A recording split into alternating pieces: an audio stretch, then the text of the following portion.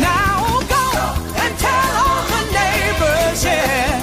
Then crank up the radio. There's infotainment, brilliant to get you on your way. Wake up and start your day with Jimmy Lakey.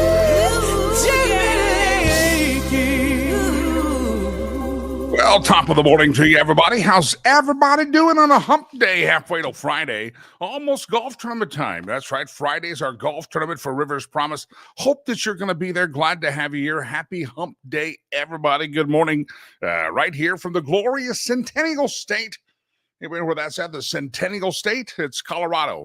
I just thought I'd throw that out there for you. Anyway, good to have you here on the program. It is a hump day, September the 3rd, year of our Lord, 2025. Lakey is my name. You already know your name by this time of the morning, and if you don't, you probably stayed up too late and drank too much. So you got to be careful out there. Make sure you know who you are by this time of the day. All right, good to have you here. Got a lot of great guests. Michael Letts, our old buddy, is going to be here. InvestUSA.org. He'll be here in about 15 minutes till the top of the hour, which in the radio days we call it the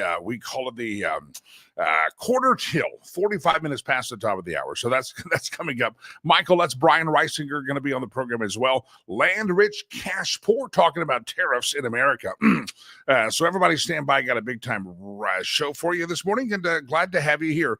If you're new to the program, you know what to do, don't you? You comment in the chat room. Some of you have already said good morning. Some of you have already said Heidi ho.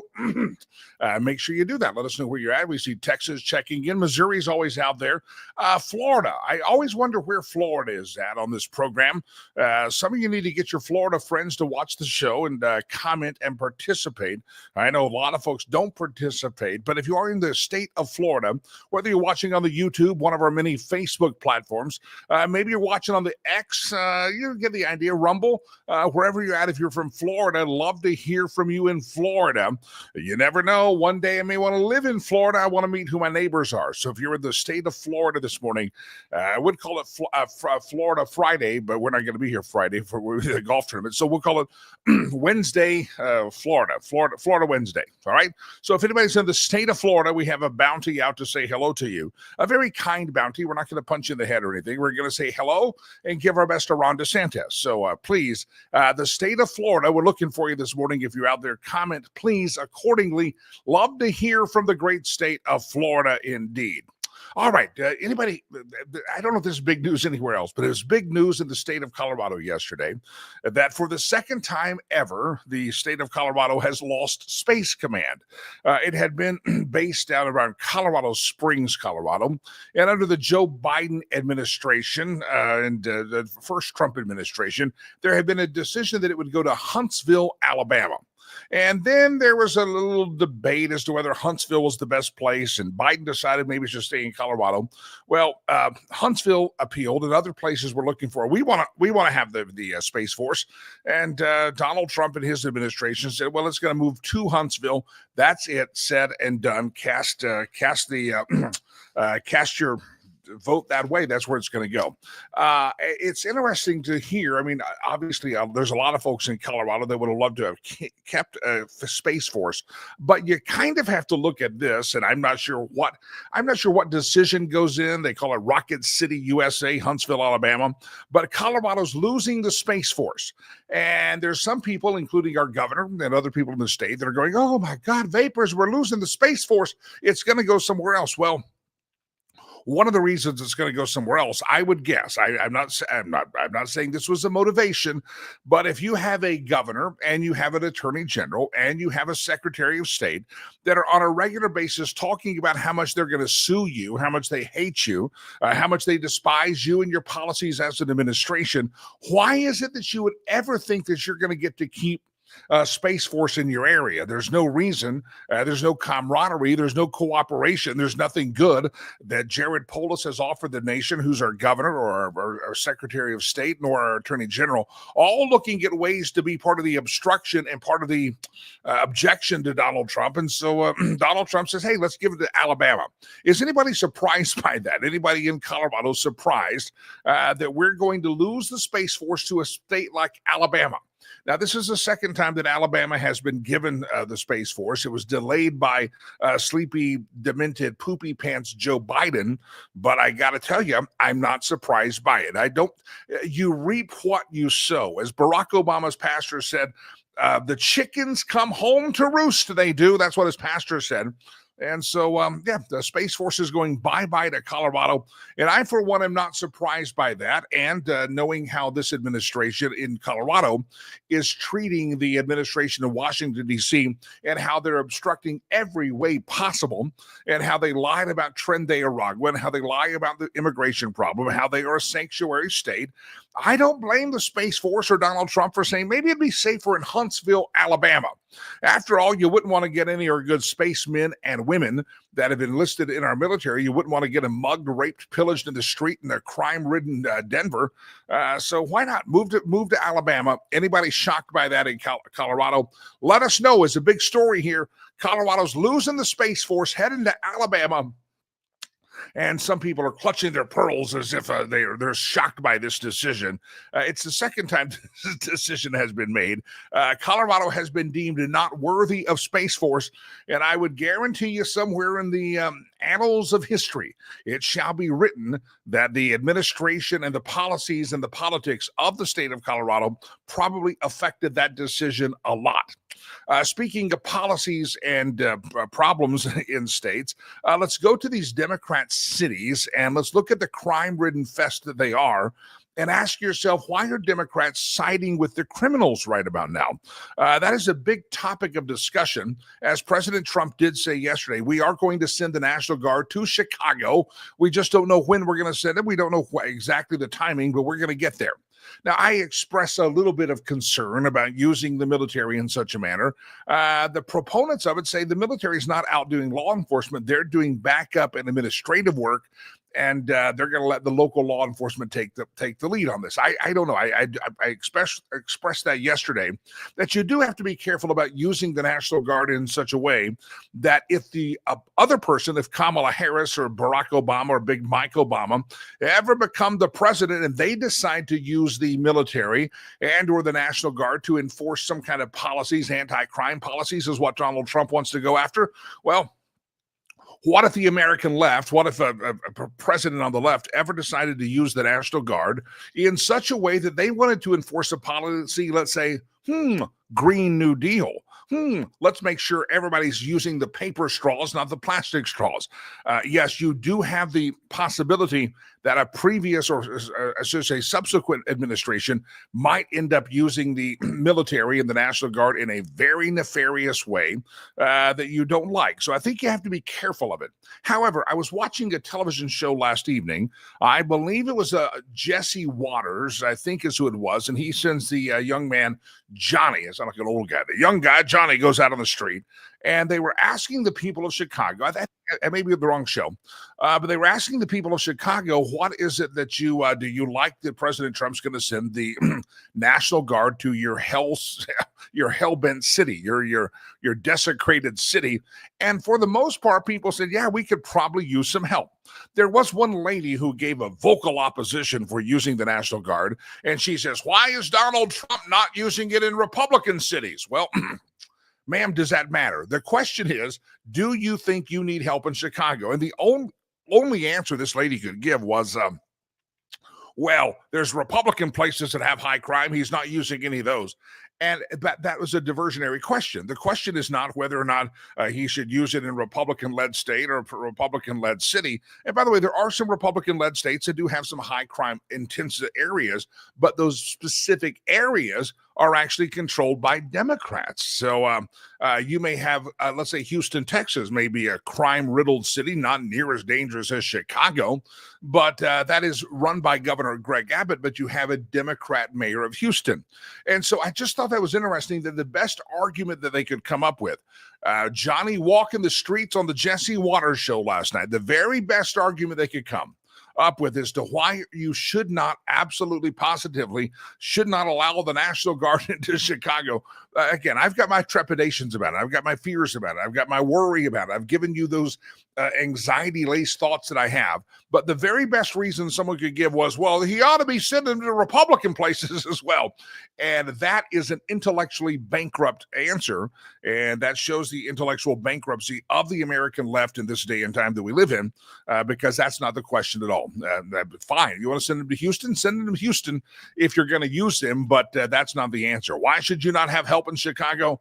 Well, because President Trump's only sending him to Democrat cities. Well, again, you may have some Republican-led states, but you'll be hard-pressed to find a Democrat-led city that has the crime hell that Chicago and other places have. All right, if you're new to the program, my name is Jimmy Lakey. Glad to have you here. It's Lakey Unleashed from the confines of corporate radio. And here we are doing a streamcast together. Don't forget, by the end of the day, the end of the week, thousands of ear holes will listen to the show via our podcast, via our stream, via replay. Some watch it live. Lots of Facebook feeds out there featuring this. Twitter is picking up on us right now. Rumble is out there. We're rumbling. YouTube, good morning, YouTube. You know, it's been about 6 months since we've been booted off the YouTube. Evidently, we haven't said enough positive about Robert F. Kennedy Jr., Donald Trump, and maybe about arguments about Dr. Fauci, because that's what gets us kicked off the YouTube. But I think that's a record, and I think producer Chad and I should throw a party for not getting kicked off the YouTube here real soon, because it's been a while. And congratulations to us. Thank you, and you're welcome. Anyway, Unleashed from the confines of corporate radio. If you're missing the live show of the day, well, let's read some comments coming on the screen. I got to get to that. I got to get to my first guest as well. But I got to tell you, make sure you make your comments on the screen. I'll read those. And if you're listening, you missed part of the show, you want to hear me say it fantastically enough, you want to hear me say something, listen to the podcast version. Go to Apple Podcasts, Spotify, iHeart, Podbean, all the places of podcast.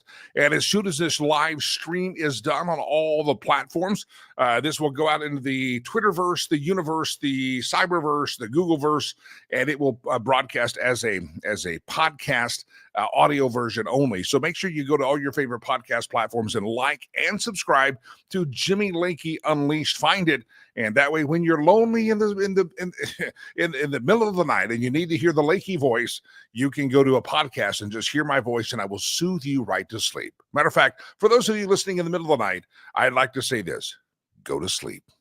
It's okay. There you are. I'm a sleep aid as well. Tip your waiters and waitresses. I will be here all week. All right. I don't know where that came from. I just decided to do a little sleepy time voice is what I did.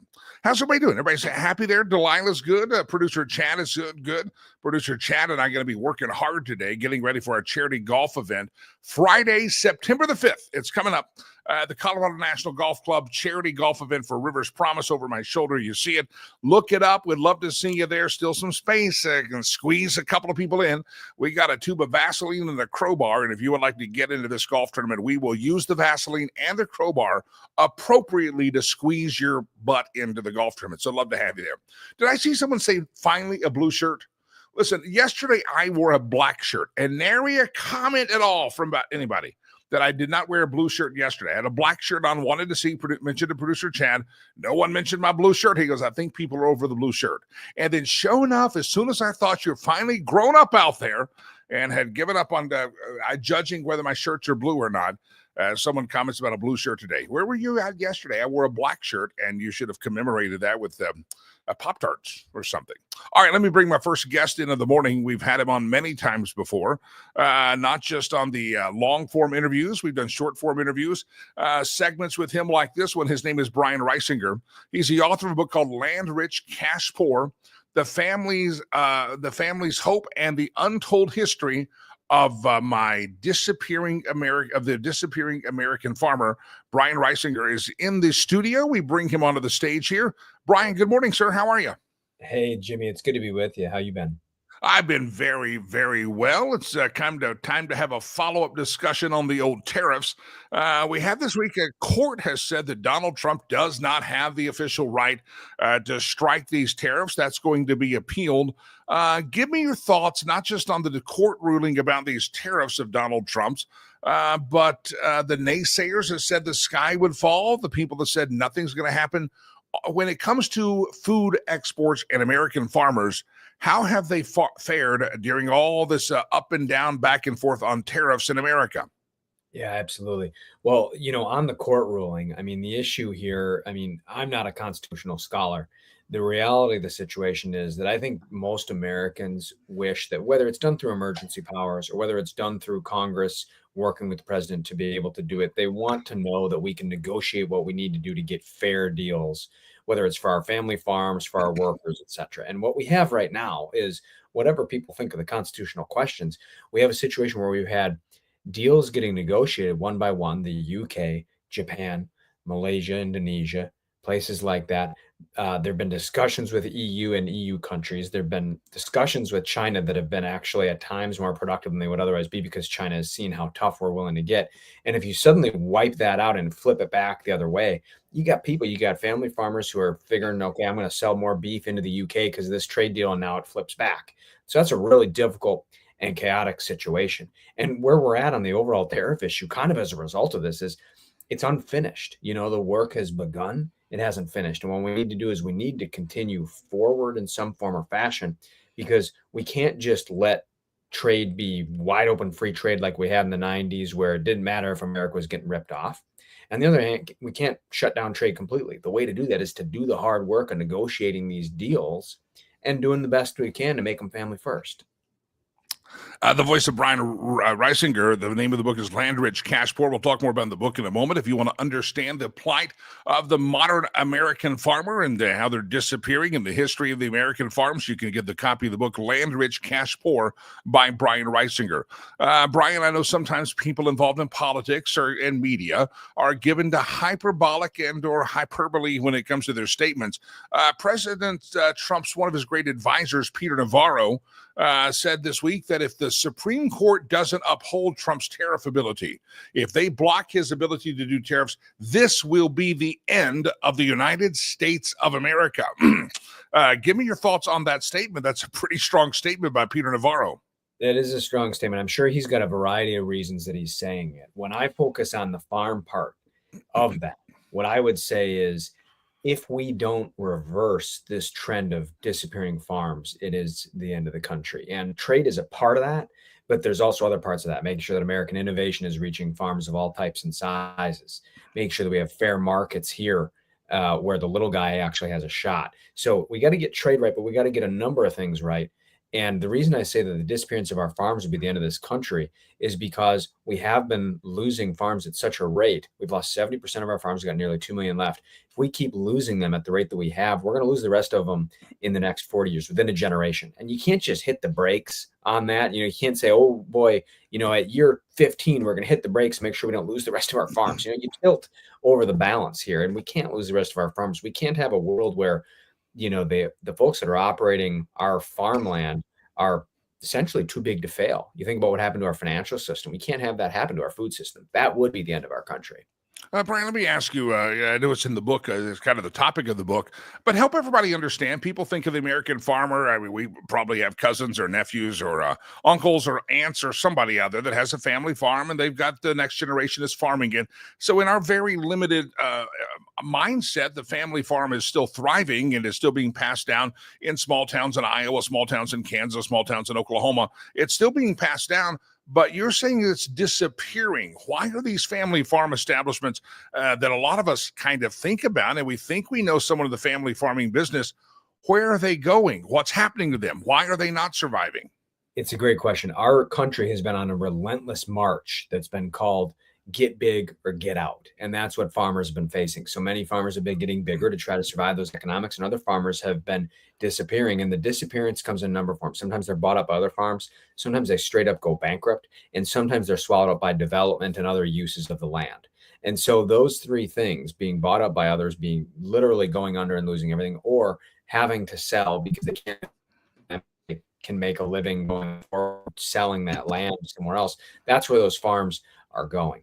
And the issue that we have is that when you lose that many farms, you really leave them in an untenable position. The farms that we have today are either much, much bigger, probably even than they would like to be, or they're the kind of farm where you got a family that's working 2-3 jobs just to make ends meet. You got someone working a factory job, they're pulling a factory shift, they're working on a construction site.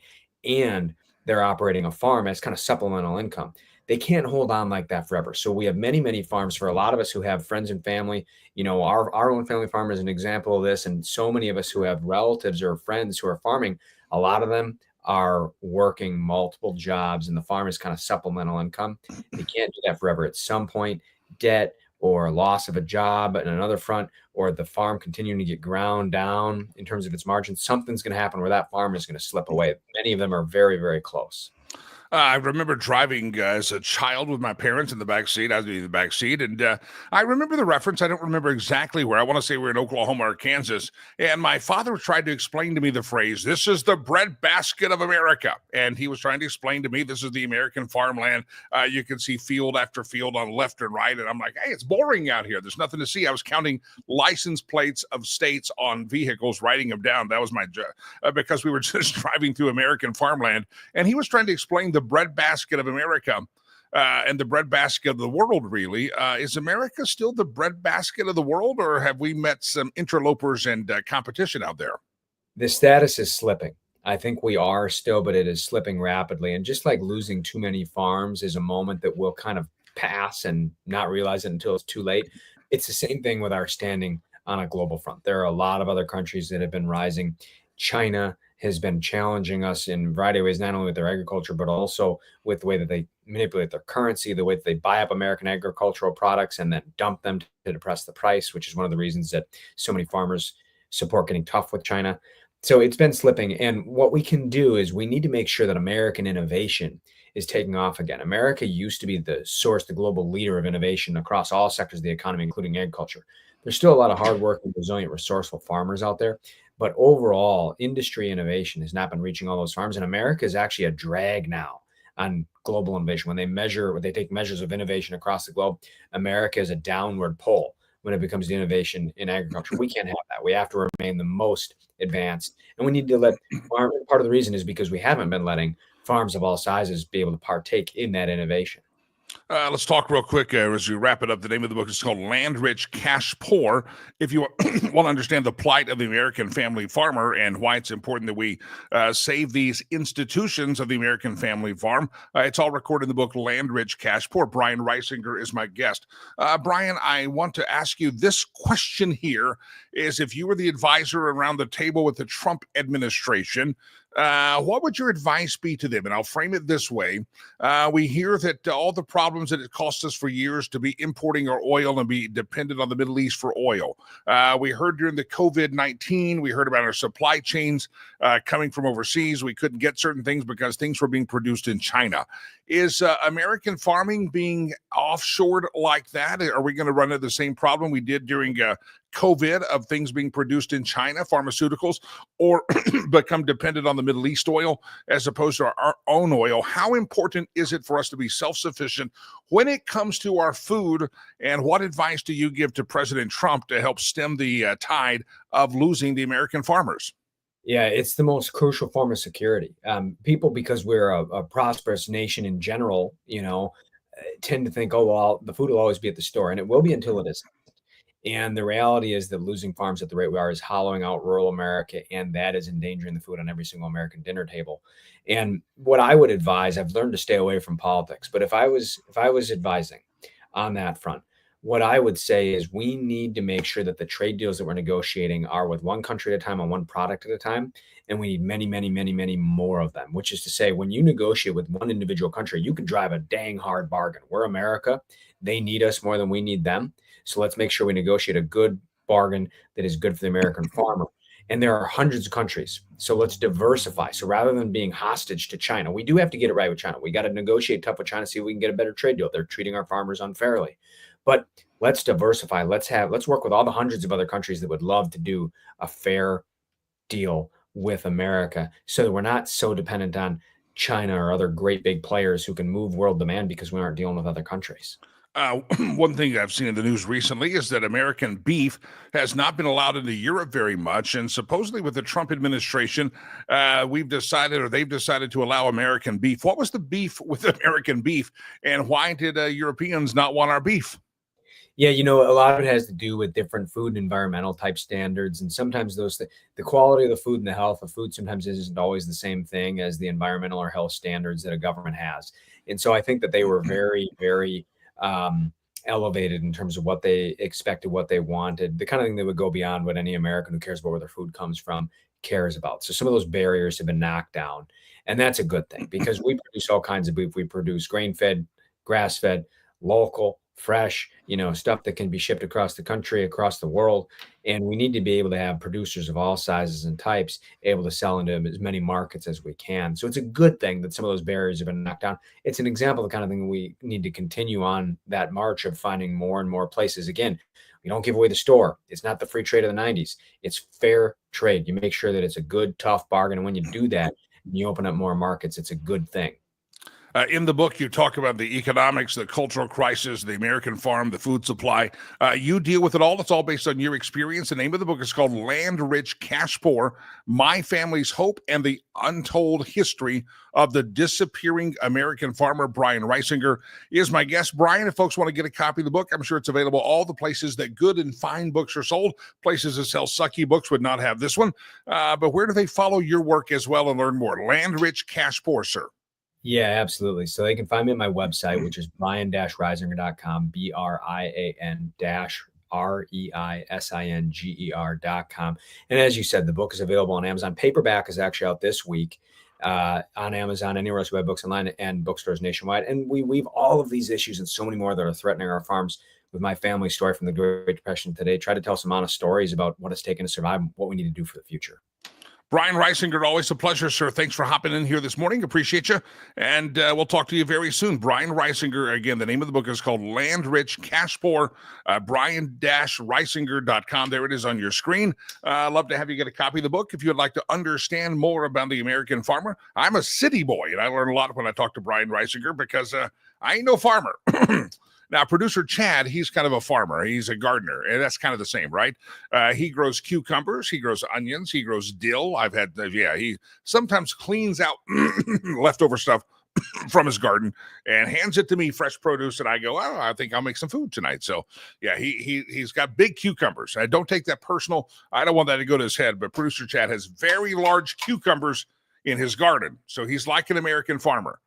That's probably going to be next on his bio line. Producer Chad, we one time called him Producer Patel because he likes to cook, and he's a great cook, a chef, and he makes Indian food. So we called him Producer Patel, and now he's also going to be an American farmer. Listen, his resume is so powerful.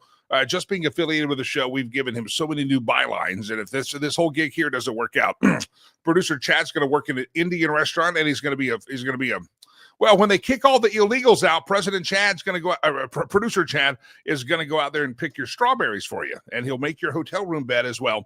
It's a whole different story. All right, good to have I don't know where this stuff comes from. Sometimes I just vamp, and Producer Chad cringes that I do so. All right, good to have all of you here on the program. Don't forget the comments that we love to have you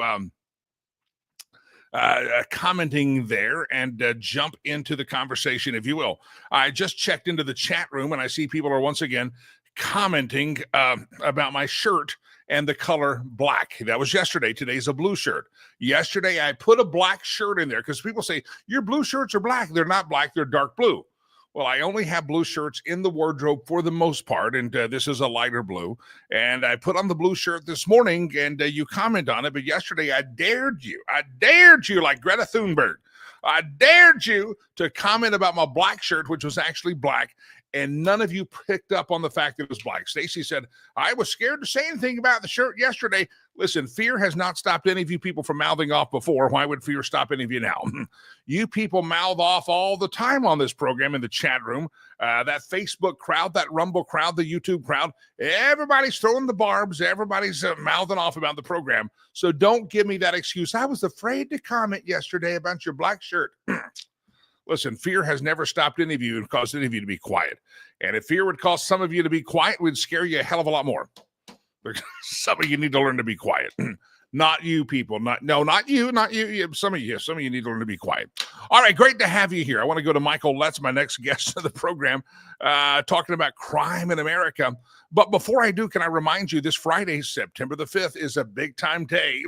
We will not be doing the broadcast or the podcast or the streamcast. It is our 9th annual charity golf event for my charity, Rivers Promise. I've been really busy with this, and it's our biggest fundraiser of the year. It's a fantastic time, and we would love to have you be there. And I know it's late if you're out of state and you can't travel in, or you haven't registered. Maybe you didn't register because you're not a golfer, and that shows you're not American. But nevertheless, I don't golf either. I host the golf tournament, but I get bonus points because I'm hosting it, right?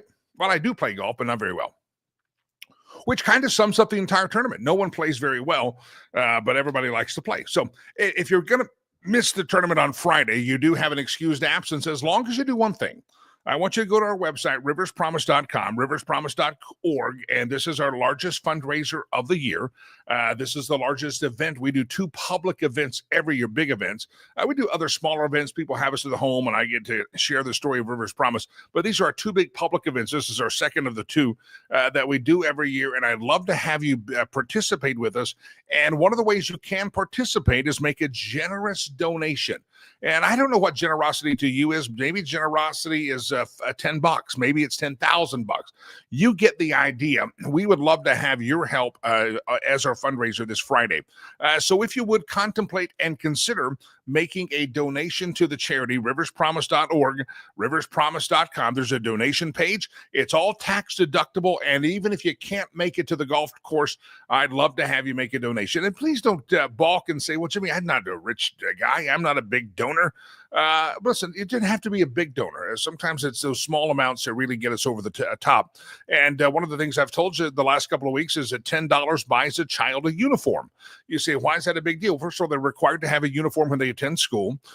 Second of all, a lot of kids where we're dealing with don't really have many clothes at all. We had literally kids running around in rags when I first went to this area of Rwanda. And so our uniforms look great on day 1, but by day 364 after a year of these things, they are really worn out because these are, we used to go home, you put on your play shoes, your play clothes to go outside. These kids, this is all the uniform they have. This is their daily wardrobe, and it's a big deal. It's $10. So if you can spare $10, you're buying a child a uniform. If you can spare $30, you're feeding a child 2 times a day for an entire month, okay? So we're giving them nutrition, and this is a very malnourished area that we're in, and food is unfortunately something that a lot of these kids don't have regular access to. $30 does that. So I'm giving you some options that if you just under $800 a one-time gift, that sends a child to school, gives them health insurance, pays their food for an entire year, just about $780. So you get the idea. I'm giving you ranges from $10 up to $800. You can get the idea of how a little bit or a lot can make a big impact. We'd love to have you partner with us. And again, this Friday, do it in commemoration of Friday, our biggest fundraiser of the year. Maybe you've heard me talk about Rivers Promise since the show began and you haven't participated. We'd love to have you do so. Riverspromise.com, riverspromise.org. And with no further ado, waiting patiently is Mr. Michael Letts, investusa.org. Michael, good morning, sir. How are you? Well, good morning, Jimmy. It's always a privilege to be with you. We thank you for the honor, and I'm excited for your Friday. Just don't wreck the golf cart, okay? Well, we've only, in all the years, 8 years of doing this, we've only had one damaged golf cart. It wasn't mine, I have to say that. It was a group from Fort Collins, Colorado had come down. It's been 4 or 5 years ago. And I said, who damaged it? Dented the golf cart, damaged it. And they said, well, they went off-roading. They decided they wanted to go over the rocks instead of on the trail. And we had to pay for the damage. The charity had to pay for the damage. What's interesting is the people, I don't know, people play golf that I don't know who they are. They just come for the charity event. It was a group of doctors it was a group of doctors. But then they told me as doctors, I said, that's shocking to me that doctors would behave such a way in a drunken fashion on a golf course. And then they said they were women doctors. And I said, explains everything. Double whammy. It explained everything. I mean, I then said, well, we're going to have to replace the tires because they probably scuffed up all the tires on it as well, trying to parallel park that thing. So when I found out it was women doctors, I said, oh, okay, now I know where they got the driving skills. Don't let your wife hit me with that pan, Michael. I didn't say that. She's already swung it at me this morning. She's tired. You're cleared. Okay. You've worn her out. You ought to get a golf cart and drive around in a golf cart, and I think you could outrun her. Yeah, with the golf cart, I can outrun her. Yeah, outrun her there. All right, Michael Letts is my guest, and glad to have him. Michael, I want to follow your thoughts here on Washington, D.C. has become a safe place.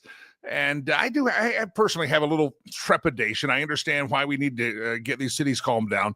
I do worry that some president in the future might, and you say, well, Donald Trump can use the National Guard in city by city. I'd like to use the National Guard not to keep people safe, but to keep people from using plastic straws or something. So I kind of worry that down the road, the pendulum goes back and someone uses this as a model. That being said, we have some hellholes of a city. Chicago's one of them. And I don't understand why J.B. Pritzker, or as they call him on TV, J.B. Back Ribs, I don't understand why old J.B. Back Ribs doesn't just call up President Trump and say, hey, Chicago is a cesspool. It's a hellhole. We do need your help. Let's work together. Here's what we can do. What will you do? Why are they siding with criminals here, Michael Letts? Well, they've got the four rancheros that have decided to do what they can to come to the rescue of the Democratic Party. And they understand this all too well, Jimmy. The D.C. put together that we did, federalizing and bringing in troops and reducing the crime, worked so well. In fact, it even caught people like myself a little by surprise to how well it did do. That they fully understand that if you implement this across the country and you restore safety to the American people, which the Constitution guarantees, in the next election, next year, people are going to remember that. And that bodes exceptionally bad for the Democrats. So this is their rally. They could care less about the safety or the security of Americans. This is their rally to save the Democratic Party. And they're going to do, including selling their own mother if they have to. They'll do whatever it takes to try to paint what we're doing in a bad light to make you think bad of the program, so that you don't reward the administration with more votes in the next upcoming election. The voice of Michael Letts, if you're listening to the podcast version of the show later in the day, he's the founder, president, CEO of Invest USA, a national grassroots nonprofit helping hundreds of communities provide bulletproof vests for their police forces, education, public relations, sponsorship, fundraising programs, etc. Michael Letts is my guest. Michael, it's interesting, not just that the presence in Washington, D.C. seems to make a difference of extra law enforcement, but you also have people that have been running amok in Washington, D.C. up until recently that were minors. They were under a certain age, even under the age of, I've heard, 25, 26, 27, because they knew that the laws in Washington, D.C. would pretty much say, do whatever you want to do, behave any way you want, because we'll arrest you, put you back on the street, and when push comes to shove, we will clean your record out. What we used to be afraid of is our permanent record. It's going to be on your permanent record if you're not careful. In Washington, D.C., there was no permanent record, so you had 14-year-olds committing great crimes. We got to change some laws in this country in some of these cities. Well, you're exactly right, because it's not just in D.C. It's a precedent around the country. Here's the way it currently stands. If you're from 14 to 18, anywhere in this country, you're considered a juvenile. And so that gives them the avenue. Now, not all judges take it. You have the right to be considered a juvenile. Every judge doesn't necessarily have to agree to take that route. Or, of course, the prosecutor can appeal and say you should be tried as an adult. That's up to the judge to decide. We want to remove the ability for the judge to decide. People are shocked. Why would you do that? Jimmy, we've got a very simple slogan that I want to unveil on your show. It's very easy to remember. You're old enough to do the crime. You're old enough to do the time. So I'm not going to argue whether you're 13, 10, 15, 28. You're old enough to do the crime. You're old enough to do the time. Whatever that time is for anybody. You should not get a break just because of the fact that your age is different. Because here's what we've done, Jimmy. We've encouraged what we call senior criminals, those that are hardened, those that have been in the game for a long time, to recruit these young people. And then get them to do the crime, because what do they tell them? What's the worst that's going to happen to you? You'll get put into a juvenile rec center. I don't even want to call them prisons, because that's not what they are. A juvenile rec center for a couple of years. When you come out at 18, you automatically have your record expunged. You'll be clean and clear. Now, here's what the liberals say. Isn't that awesome, Jimmy? We're going to give these 4 young people a second chance at being productive American citizens. But here's the reality. When you have a young person committing those kind of crimes, first of all, the criminal network promises they'll take care of them when they get out. So now they've seen the advantage and the enrichment they can make off of crimes. Not once have I seen one who's had his record expunged not come back in. What happens is they just become more seasoned and better criminals, and they get the benefit from our government of giving them a second chance to commit more crimes. That's atrocious, Jimmy. That's not what the intention was. The Democrats got it wrong. They need to admit that, and let's go ahead and get our young people back to where they're starting to obey the law, respect the law, instead of become hardened criminals again. Yeah. The voice of Michael Letts. Michael, we heard that D.C. has been cooking the books when it came to their crime statistics. Whistleblowers are saying, yeah, that was a murder. They called it an assault. I mean, they were really cooking the books to keep the crime numbers low. It was even worse than what we knew in Washington, D.C. But I'm here in the great state of Colorado, and we have a governor here that we found out that Colorado, specifically the Denver Aurora area, the metro area, was the head and the headquarters of Tren de Aragua in America. And yet we had a governor that said it's a figment of your imagination to make you think that Tren de Aragua is causing any problems in this state. We have Washington, D.C. that's faking their crime statistics. We have a Democrat governor in Colorado that's a lying Sacagawea is what he is. And he won't even acknowledge that Tren de Aragua is terrorizing citizens here. We have a problem when Democrats just kind of gaslight and they say there's nothing to see here, and yet there's something to see here. That's part of a problem, these disingenuous and prevaricating Democrat leaders. Well, they've earned their reputation. When you see a Democrat speaking, you automatically know they're lying anytime you see their mouth moving. And that's how they've been able to do what they've been able to do to corrupt and destroy this country for the last few decades. But, it's interesting what you just mentioned. Let me just throw this out, Jimmy. If Tren de Aragua doesn't exist or hasn't been attacking the United States with his gang structure and all, then that poor ship in Venezuela that we just sunk obviously must have been mislabeled, because it was registered to the gang members for Tren de Aragua. They had loaded it up with armaments, drugs, etc., and they were on their way to their new home, America. Yeah, they were going to make sure that was spread, and they spread the joy all across the country. Unfortunately, they ran into a naval fleet, and we put it to the bottom of the ocean. Yes, shark bait is what I think we call that, and eat well. It's it's great that the sharks get a variety of food. This time they got a Latino cuisine. It's from South America. It's, sometimes you get American food, sometimes you get Latino. It's great. Who doesn't like the chips and salsa? I don't know where that came from, Delilah. Please don't throw anything at me. Michael Letts is my guest. Michael, we got, as we called him, as Jesse Waters calls him, JB back ribs there. He's denying we don't need any help in Chicago. And yet dozens and dozens of people are being shot every weekend in Chicago. Evidently, Black lives don't matter in Chicago as long as they're dying on the South Side. JB Pritzger doesn't care. However, Muriel Bowser, the mayor of Washington, D.C., comes out and says, hey, this has really helped us here. Basically thanks the administration for the extra manpower. And now you see old Aquanet Gavin Newsom deciding that he's going to start sending police forces around his state to help double down on crime enforcement there. Are Democrats kind of waking up going, yeah, Trump's right, we hate to admit it, and Gavin Newsom going, I better get control of my city because it is a hellhole and Donald Trump's right? Well, let's analyze that. First of all, the mayor of D.C., yes, she has seen it firsthand and she's understanding you can't deny success. Gavin, however, is they kind of like Slick Willie. He's slick. And what Gavin is doing is he's saying, aha, I better have a comeback. So what is a comeback? Here's what we do. I put together teams of highway patrol, state troopers. We send them to your area for a day, lock up a few people, run a quick poll in the morning the next day to make sure that you can see that crime went down by a point or two. And then, of course, we know by the tomorrow afternoon, they're going to all be back out on the street again, and crime will be probably even worse than what it was the day before.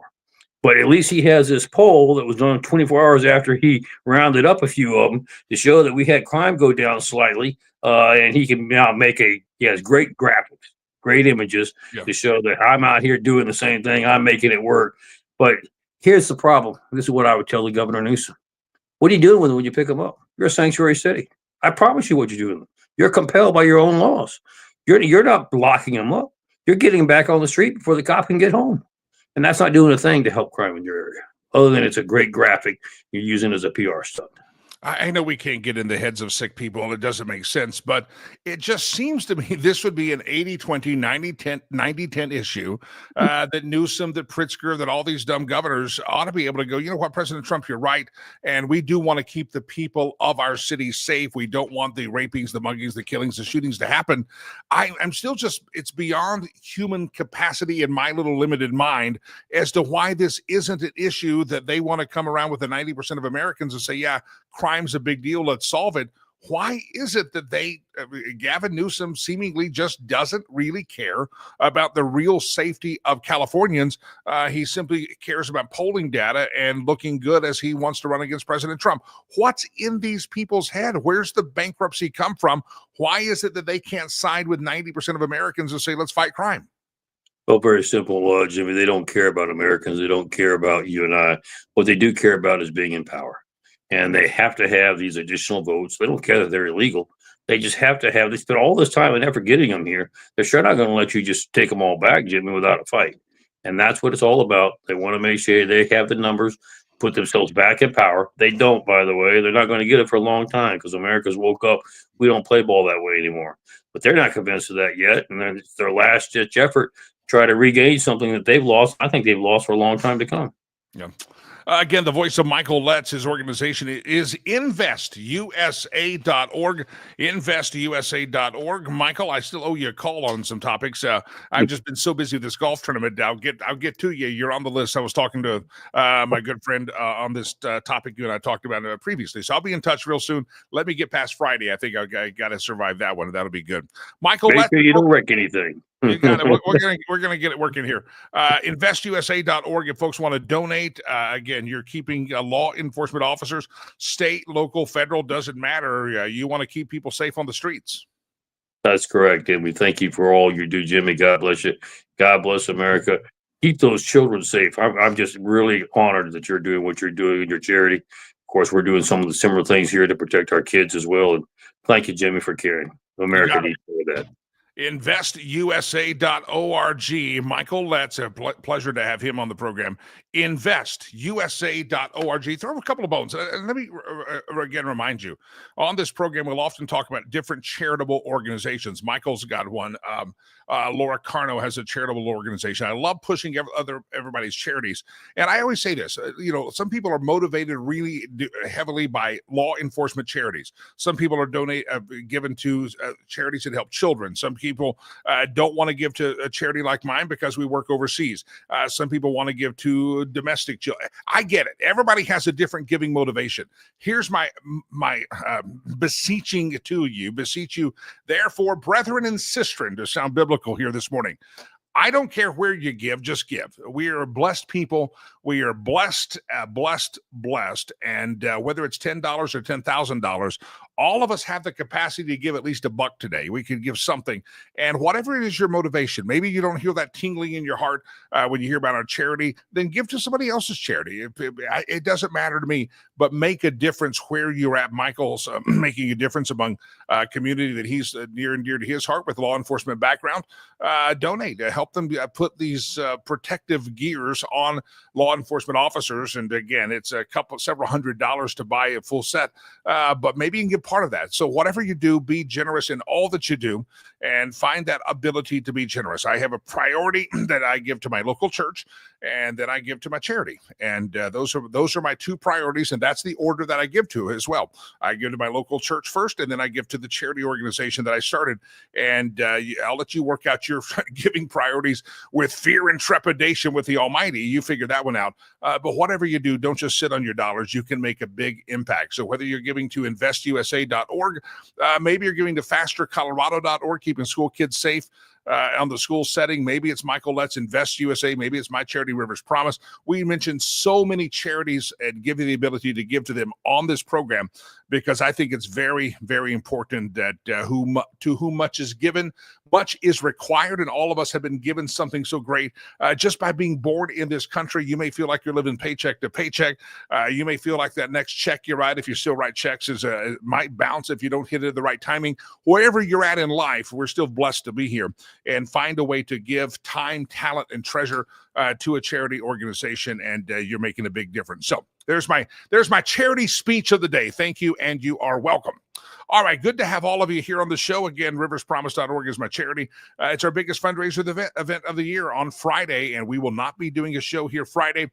So when you tune in Friday morning on your computer and you feel all lonely and sad that I'm not here with you, please note we're at a golf course. We're having a great time, 9th annual golf tournament. And the way you can participate with us is to donate in advance. It's our biggest fundraiser of the year. This is the one we rely on every year. We've done it for 8 years. This is our 9th year. Next year is going to be a big hoopla. It's going to be fun. It's going to be your 10th anniversary. But I'd love to have you participate. riverspromise.org. Can I tell you a story? Something happened on this date in history. And I want to tell you this story because it ties into everything that we talk about on this program regular basis. It ties into my charity work. On this date in history, I'm doing the math here, 18 years ago today. Where were you 18 years ago today, Delilah? You're probably, I'm going to get, she's still doing that dancing job, right? No, 18, you're probably underage then. Never mind. 18 years ago, something happened. 18 years ago today, September the 3rd, 2008, 17 years ago. I added a year there. It was 2008. I walked out of a Rwandan orphanage with my son in hand and left after a year and a half, almost 2 years of fighting and struggling for adoption. Today is what in the adoptive world, we call it Gotcha Day. Today is the day, 17 years ago today, I walked out of a Rwandan orphanage, knowing that I was going to take care of the kids we're leaving behind. And I was we headed up this hill, this orphanage that he was at, walked out. He didn't really understand what was happening. He was only 3 years old at the time. We walked out of that place and, it was a glorious day. The other kids are looking like, where are they taking our buddy here? And he got in a car, rode in the moto car for the first day. First time ever. We got a passport photo, had to go to the immigration office, get him a Rwandan passport.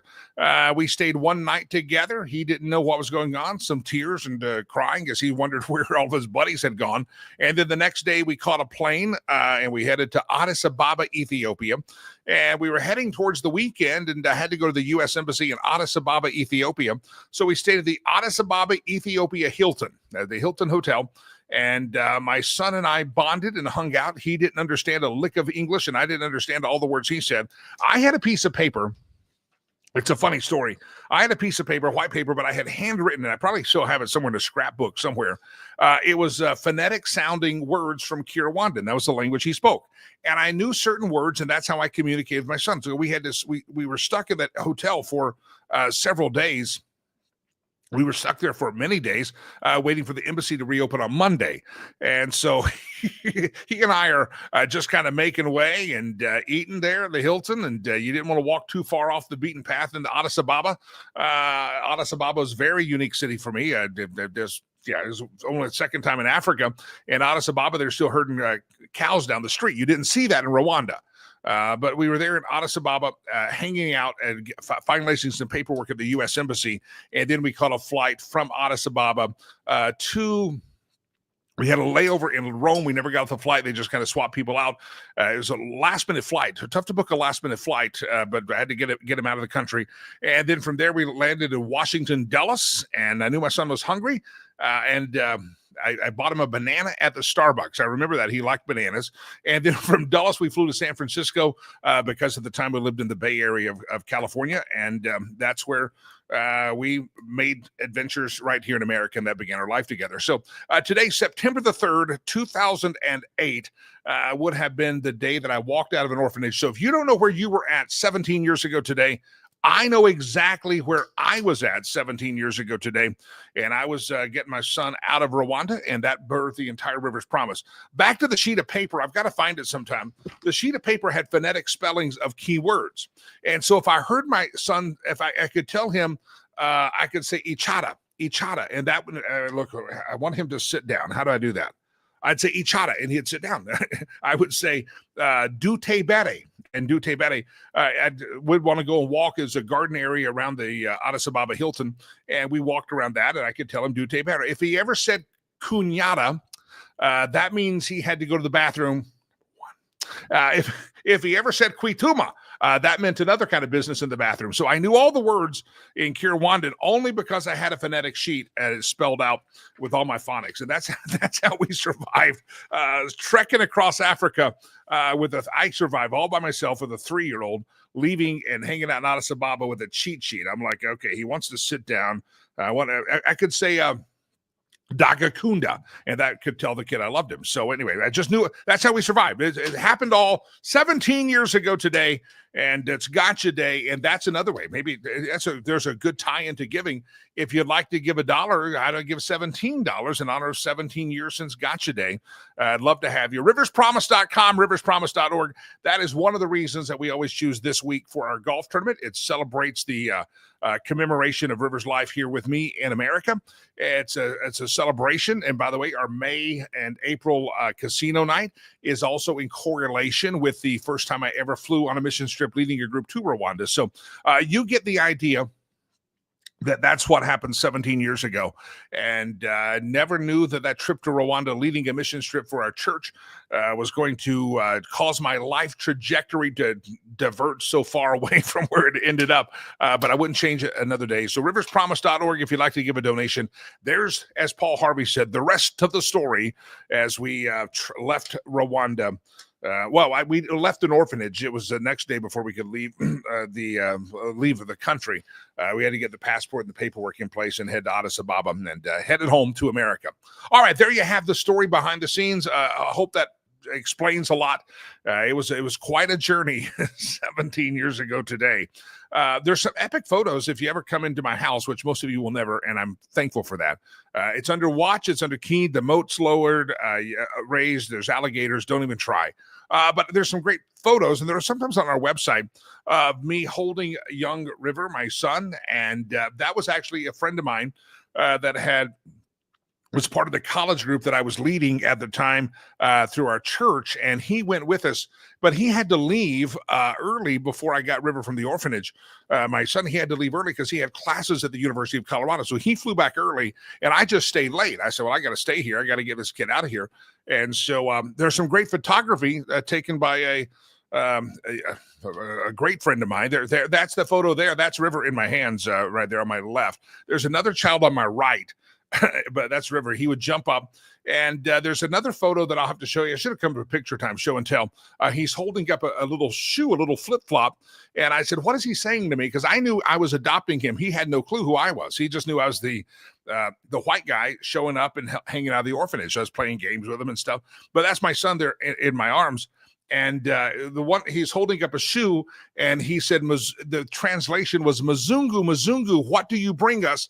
The last one brought us shoes. So the white guy showed up. You're going to get something special when the honky shows up, right? The cracker shows up, and he's holding up his little worn out flip flop, which we still have those flip flops in a box somewhere up in upstairs. So at the house. So I still got those. But that was a funny story. Mzungu, Mzungu, what do you bring us? The last one brought us shoes. Producer Chad, bring that photo up. I'd like to make a confession on that photo. First of all, I was not wearing a blue shirt. I believe I was wearing a brown shirt. But I did have a friend one time zoom in. And listen, I'm a little prissy. I understand that.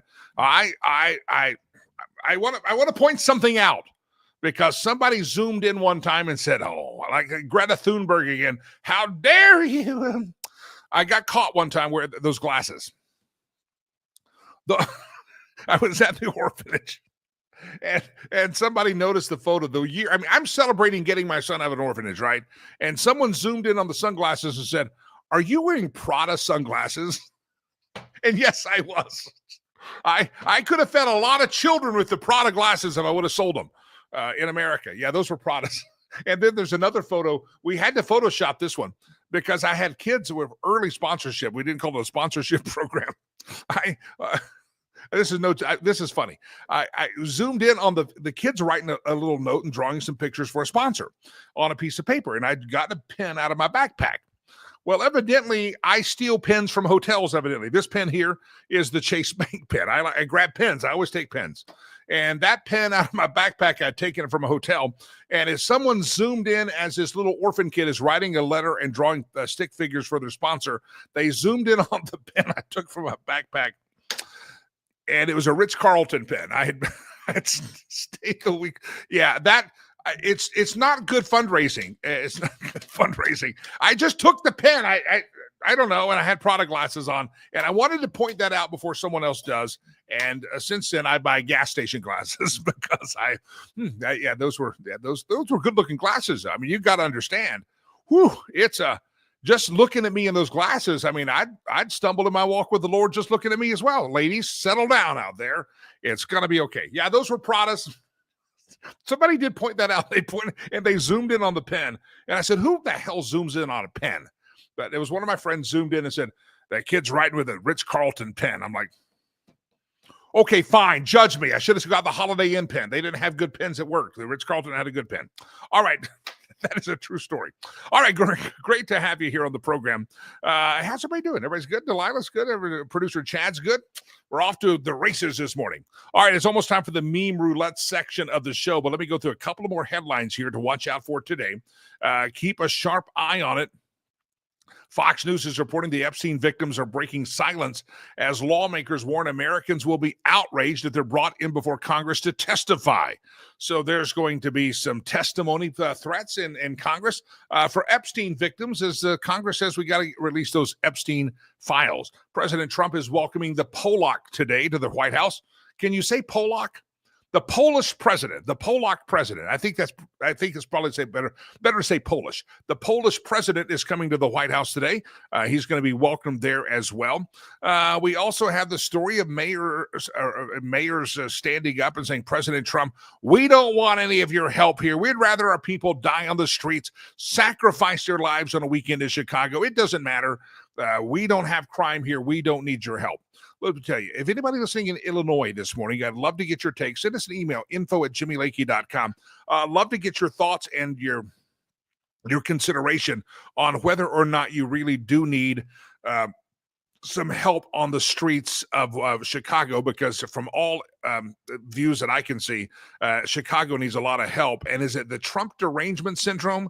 Is it President Trump derangement syndrome? Or is it just sheer hatred of individuals that causes these mayors and these governors, J.B. Pritzker and Gavin Newsom, to just repel any help that Donald Trump is giving? And Donald Trump says, I'd love for them to call me and invite us in. And I hear J.B. Pritzker, big fat guy, is out there going, how dare he say we should call him beg? I didn't think he said you should call him beg. I think he said that you should call and ask for help, and he'd be happy to give you some help to clean up your city. That would be a very good thing. But unfortunately, these Democrats, and love to hear your take on it, if you live in one of these cesspools and these sewages that are known as Chicago and other big cities in America, I'd love to know your perception if you live on the street. Is it that your mayor, is it your governor just hates you and hates human life? Is it that he hates if they were white people being murdered in Chicago, would J.B. Pritzker take action and get in the National Guard? And by the way, J.B. Pritzker is no stranger to bringing in the National Guard, because when Barry Hussein Obama and Kamala Harris, cackling Kamala, and Hillary Rodham Kankles Clinton and all the elite Democrats showed up at the National Democrat Convention about 1 year ago, guess what old J.B. Pritzker did? He called in the National Guard to keep the honkies safe in Chicago. The lion's share of those people were white, transgender, lesbian Subaru drivers, I think. And he called in the National Guard to keep Chicago safe during the Democrat National Convention. That was 1 year ago. But today, 50, 60, 75 people get shot, many killed over a weekend. And J.B. Pritzker can't find his pen or his telephone to bring in the National Guard. He managed to do it to protect Obama. He managed to do it to protect Orca Winfrey at the DNC. But for some reason, he can't just pick up the phone and call when the average person in Colorado is being harmed. And there's something about Democrats liking to put on your show. In the state of Colorado, we got an all-star game a few years ago from the Major League Baseball, because they said Atlanta and Georgia had screwed up their voting rights, and it came to Colorado. Did you know that was one of the last times that the city of Denver was actually a clean, safe place, not a sanctuary city, but a sanctuary for tourists?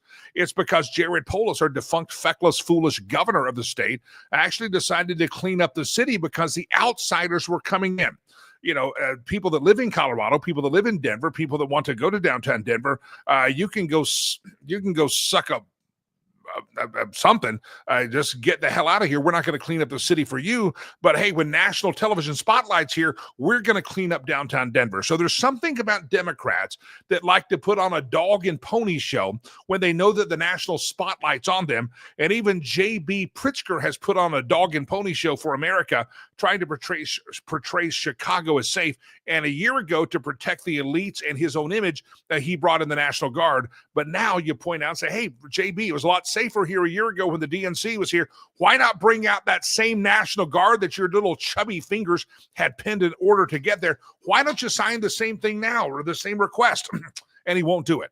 The same way that Jared Polis, our governor, has not done much. Matter of fact, he's done a lot to harm the beautiful city of Denver, once beautiful city of Denver. And he's done a lot to harm that city, because only when the national spotlight and the Major League Baseball All-Star game is out there in 2020, 2021, whenever that happened, then they decide to clean up the city. But when it's just the commoners, the average folks out there, to heck with you, they don't care. But if the spotlight's coming in and they got a political convention or a baseball game, Democrats sure like to clean it up and look good. It's kind of like you hadn't showered in weeks or months, but hey, company's coming, at least pretend that you don't stink all the time. And that's what they do. They give a little scrubbing while the national spotlight's on their city. And then as soon as the national spotlight leaves, it's to hell in a handbasket in Chicago or Denver. And that's the feckless foolishness that J.B. Pritzker and people like Jared Polis all have in common. It's a dog and pony show, and the value of the real citizens and the value of real human life doesn't matter. It's all about how they looked on national television, whether it's a Major League Baseball game, an all-star game, or whether it's a political convention. I got one more story I didn't get to yesterday, but this is a big one. Despite claiming months ago it's categorically false to call her a millionaire, Democrat representative from Minnesota, Ilhan Omar, shows the net worth has really gone up in the last 12 months. Ilhan Omar, which we're not sure what her great qualification is or professional job is, other than just a ne'er-do-well and rabble-raiser in Congress. She, in her latest financial disclosure, has submitted, as members of Congress have to submit this should be a big story. Her husband, not her brother, was different this time, Tim Manette, has a stake in two companies at the end of 2023 that were worth no more than $51,000. But in 1 year, his stakes in those companies had grown between $6 and $30 million. And that causes Ilhan Omar's disclosures to show that her and her husband's net worth has skyrocketed in 12 months by 3,500% in just 1 year. The Washington Free Beacon points out that Omar told the Business Insider that it's a coordinated right-wing disinformation campaign to call her a millionaire. And now they put out the official financial statements, and Ilhan Omar somehow has parlayed that into a financial boom, and she's now a millionaire by her own statements out there. One of the two companies, as New York Post is reporting, is a venture capital firm, Rose Lake Capital. Their assets ballooned from less than $1,000 in assets to more than $5 million, between $5 million and $25 million by the end of last year. They claim to have $60 billion in assets under management, according to the company's website. Again, I don't know much about these companies that he's a part of, but I do find it interesting that members of Congress like Nancy Pelosi and Ilhan Omar are able to claim millions of dollars of net worth and continuing skyrocket and continuing to boom, and yet they say it's not my money, it's my husband's money. Interesting. And yet, how many of you have a spouse, a husband or wife, that they have investments, have their investments ballooned by over 3,500% in 12 months? It's just very interesting that these members of Congress have such great ROI when it comes to investing in a capital fund or whatever. Just somehow members of Congress, spousal units of Congress, have a lot better ROI on their investments than you and I have. Ilhan Omar, she's a bazillionaire now. But what's funny is she's not just a multimillionaire now with her husband, but she spent months of this year lying. Again, there's nothing to see here. There's no crime on the street. There's not millions of dollars in my pocket. These people cannot be true to who they are. They cannot be true to They have to lie. They have to tell you there's no crime. They have to tell you the streets are clean. They have to tell you that nobody's getting killed. They have to tell you there's no Tren de Aragua. They have to tell you there's millions of dollars not in their bank account, because a lot of times these people are living hypocritical lives. You're very hypocritical lives. All right, we're going to go to the meme roulette, the Stole the Meme section of the show. But feel free to jump in any of the chat rooms out there.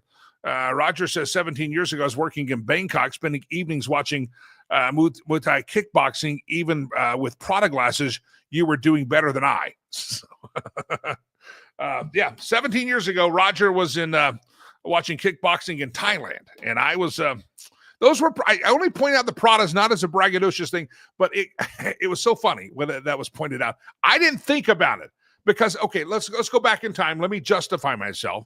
At the time, I was living what we would call in the old saying, high on the hog. I don't think I was doing radio at all at that time. I was in the concert business. I was in the music and entertainment business. I was promoting shows at arenas and concerts, buying entire tours or 5, 6, 7 tours of a city. I was doing partnerships with AEG, Live Nation. I had Jimmy Lakey Presents. I mean, that was the height of the concert business. And so I wasn't thinking much about wearing the Pradas at the time. Now I have given up that life for the esteemed life of behind this microphone. No, I'm not involved in the music industry much anymore as the music industry changed, which is a whole different story. But at the time, I was living in the music industry. So that's just what I did. I stayed at the Ritz-Carlton. I wore Pradas, and someone judged me for it. And don't judge me at all. Thank you. All right. Let's see. Let's talk about some of the comments. Dave says, Jesus done left Chicago. Well, Jesus, if you've talked to Jesus about it, that's between you and him. I haven't not got those memos, but you say he has. Somebody says they had to have the National Guard in Chicago at this time a year ago to protect the mobile abortion clinic. Anybody remember that? I mean, you can die on the streets and get murdered on the streets in the south side of Chicago, and J.B. Pritzger doesn't care. But if you want to be an old, gross, nasty Democrat person and get an abortion on the streets of Chicago, that's good. They got to send the National Guard to protect you there. That's true. The abortion clinic lined up next to that convention center, and they got everybody up there spread eagle and sucked those babies right out of there, and they had to have National Guard protection. So it was okay to kill. Yeah, there's a theme here. If you'd like to kill a small child, and you're welcome to do so in Chicago, and at a convention, they'll give you military protection to make sure you can do that. Jeff says Polis would use the National Guard to build Marlon's Magic Bridge. If you don't know what the Magic Bridge is, there's a bridge in downtown Denver that Jared Polis wanted to have as a legacy project that connect the downtown Denver capital and the rest of downtown, a bridge, an overpass, a pedestrian bridge. And they did a whole poll and survey, and Colorado said, stop wasting our money, because here's what we would know would happen in downtown Denver. That bridge would just become an elevated platform for homeless, drug-infested, nasty people to sleep and molest you and rape you and throw poo at you. That's what they would become. And so Coloradoans are on to Jared Polis and said, hey, we're not going to build the Magic Bridge. We got enough homeless people down at ground level. We don't need them 30 feet in the air above traffic. So that's the Magic Bridge out there. Somebody says Omar is a DEI hire. Well, she's a rich DEI hire now, between $6 and $25 million, skyrocketed in outside of winning the lottery or building like a boom company. Has anybody seen their net worth or their value gone up, their bank account? This is not. This is like realized income. This is your net worth has gone up 3,500% in 1 year. I would say that is the exception and not the rule. People still commenting on my shirt. My shirt looks turquoise. Yesterday you had all the opportunity in the world to talk about my black shirt. No one had the courage to do so. And today they're talking about my light blue. It's kind of turquoise shirt. Yeah, it's my light blue shirt. And notice it says Rivers. I wear the brand, people. I wear the brand. All right, very sincerely, I want to do the meme roulette, still the meme section of the show. But today, 17 years ago today, I left an orphanage in Rwanda with my son. And on that trip, I had actually made the very first delivery of Rivers Promise school supplies. I had a year before, I had led a missions trip there, and I knew I was going to try to adopt this kid. No one else knew except a couple of people. I was trying to adopt this child. And I wanted to get the child, but I knew there was going to be kids I couldn't adopt. And so that's where I started to promise that I'll take care of all of his earliest friends. And on that trip, about a week before this, so last week would have been the 17th anniversary, presenting school supplies to a bunch of kids, promising them that, ladders, the education's the ladder they can use to climb from the pit of extreme poverty. So this is very sincere time for me. It's 17th anniversary, and I appreciate all of your support. A lot of you are sponsoring kids. It's Gotcha Day in my house. My son's at college, but I'll be messaging him a little bit and tell him happy Gotcha Day. Today's the day we left the orphanage 17 years ago today. And I like sharing those behind-the-scenes stories because sometimes you don't know all the behind-the-scenes, and you just thought it all worked out magically. It was a lot of work, a lot of effort, a lot of energy, a lot of blood, sweat, and tears to leave that orphanage 17 years ago today. All right, glad to have you here. Ray asked this question on the YouTube. This is a question I'll leave you with before we do meme roulette. How much of Ilhan Omar's money is being sent to Somali terrorist groups? I wonder where her brother did. Did she cut the brother out? Did she get a real marriage? Remember, she faked some documents. Remember, her brother was involved and she had married her brother, all that stuff. Jim says Omar led the effort to change the Minnesota state flag to be almost exactly the same as her home province's flag in Somalia. Yeah, that's true. Elon's a disaster, but she's a rich disaster, isn't she? Arloa from Texas says, love hearing the adoption story. Appreciated more details today. You're welcome.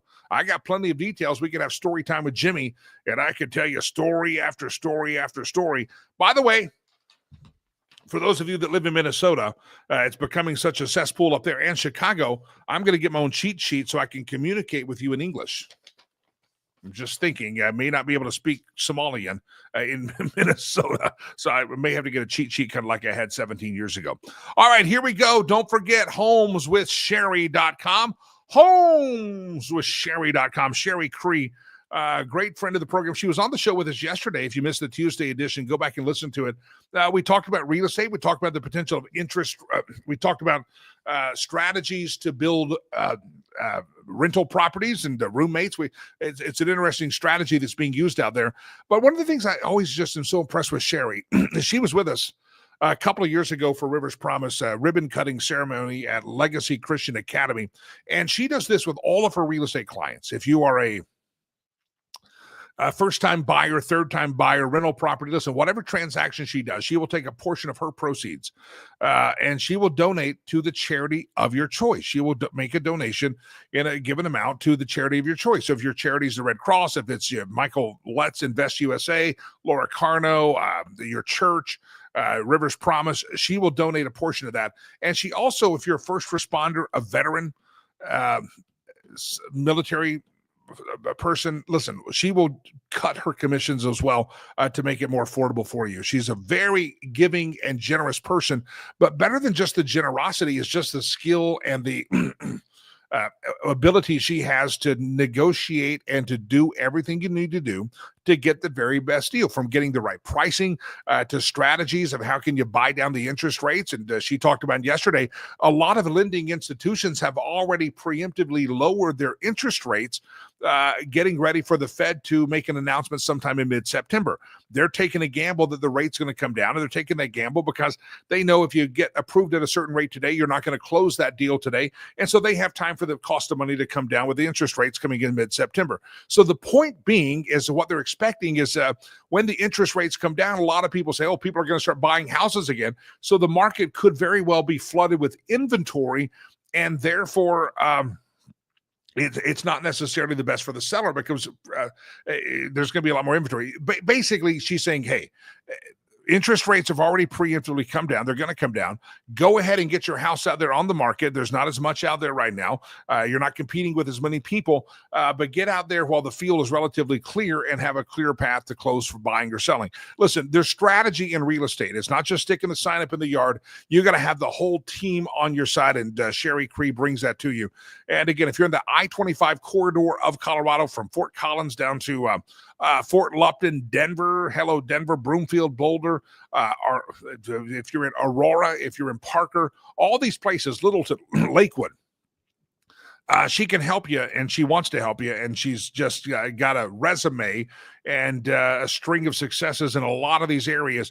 And she'll also give you a reference. If she doesn't think she can help you best, she'll give you a free reference to somebody that might be able to help you better. So you owe it to yourself, your family, your dreams, your fortune, your generational wealth prospects. You owe it to yourself to get in touch with Sherry Cree. Her website is homeswithsherry.com. Homeswithsherry.com. The real estate market's about to start changing across America, but right here in Colorado, it's going to change again when the interest rates start to change.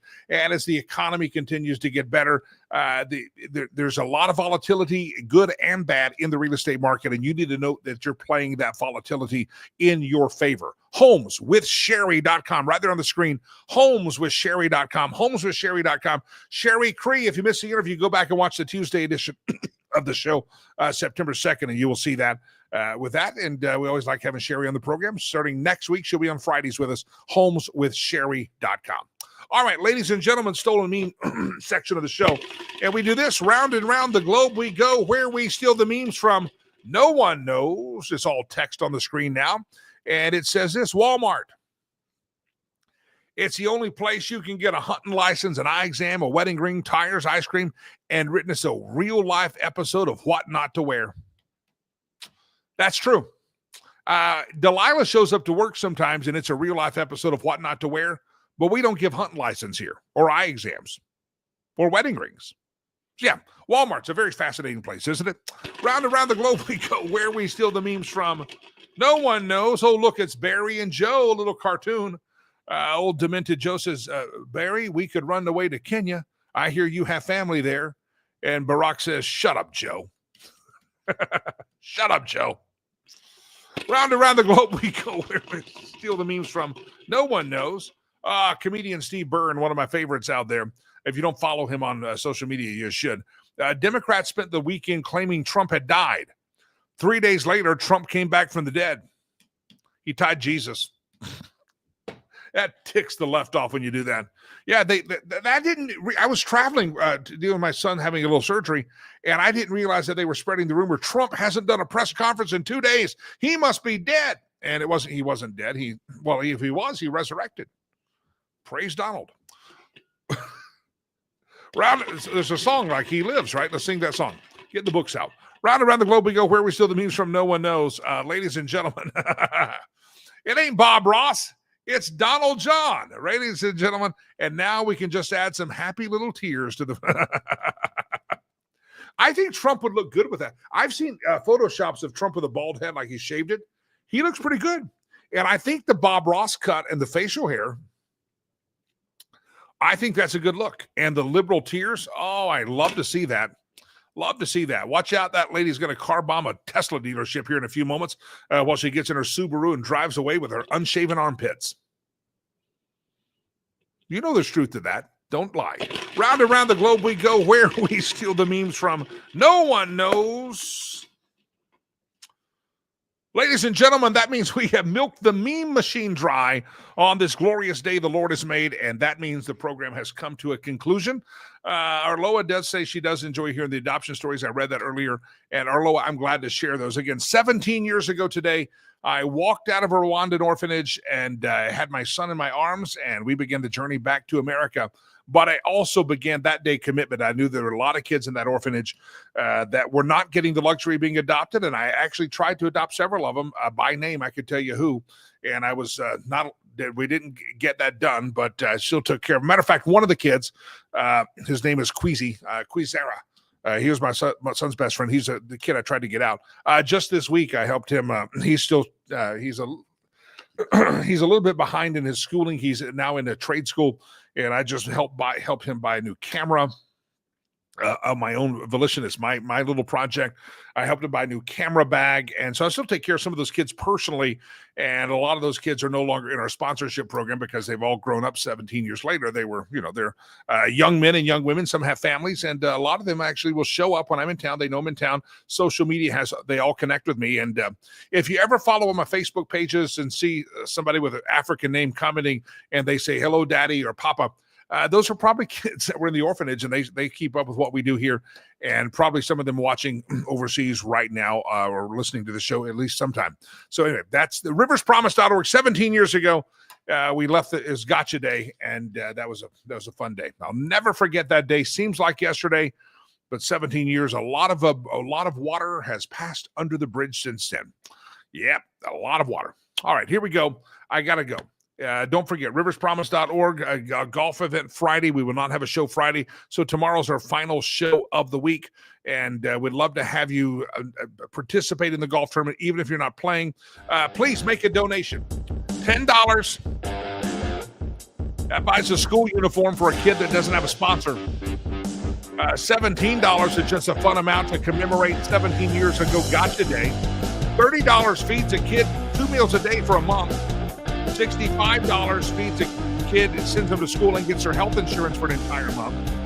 Just under $800 sends the kid to school, feeds them and insures them and clothes them, all the basic needs for about 1 year. So you can help us out. Make a donation today. $10 is fine. $17 commemorating Gotcha Day. I am Jimmy Lakey. I'll see you tomorrow morning. May God bless you. May God bless America. I am Jaime Lagos, Jimmy Lakey. Can I say this to you? And I mean it. Peace. I'm out of here.